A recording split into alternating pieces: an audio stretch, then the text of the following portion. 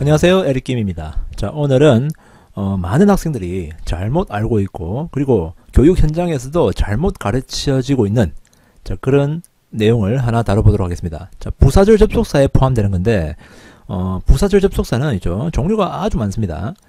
일단 시중에 나와 있는 문법 관련 교재들을 보면 자, 시간의 부사절, 조건의 부사절, 이유의 부사절, 목적과 결과의 부사절, 그리고 양보, 대조의 부사절 등 아주 여러 분류로 나뉘어져 있고 종류도 아주 많기 때문에 부사절 접속사가 있죠. 이 부분은 영어 기초가 부족한 학습자들에게는 아주 부담스러운 그런 파트라고도 할 수 있습니다.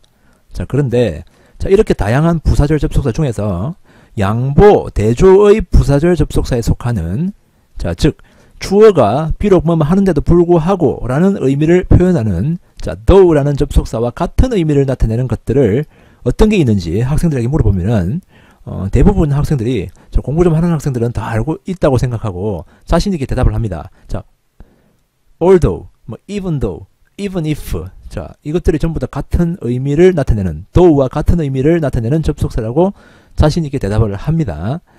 그리고 실제로 국내에서 판매되고 있는 대부분의 문법서나 이론서들을 보면 그와 같은 내용이 실려 있는 것을 우리는 다 확인할 수가 있고 학원이나 학교와 같은 교육 현장에서도 그렇게 가르치고 있는 경우가 대부분입니다. 하지만 though나 although나 even though와 그리고 even if 그 네 가지 중에서 완전히 다른 의미를 나타내는 게 있는데 아직도 그걸 모르는 사람들이 압도적으로 많은 게 현실입니다. 실제로 영어를 가르치시는 분들도 구분을 못 하시는 경우가 너무 많습니다. 사실 though, although, even though 이 세 가지는 의미가 같다고 볼 수 있습니다. 접속사의 길이가 길어질수록 의미를 좀 더 강하게 표현한다고 생각하시면 됩니다. 하지만 even if는 좀 다릅니다. 어떻게 다르다는 건지 감이 안 잡히시죠? 자, 예를 들어서 although Grace did his best to prepare for the entrance exam, he was unable to enter the university 라고 하면은 어떻게 해석합니까? 그레이스는 입학시험을 준비하기 위해서 최선을 다했는데도 불구하고 그는 그 대학에 들어갈 수가 없었다라는 의미가 됩니다. 자, 그러면 although라는 접속사 대신에 even if를 써서 제가 예문을 하나 또 만들어 보겠습니다. 자, even if Grace did his best to prepare for the entrance exam, he wouldn't be able to enter the university. 자, 이렇게 쓰면은 완전히 다른 의미의 문장이 됩니다. 자, 그럼 어떤 의미일까?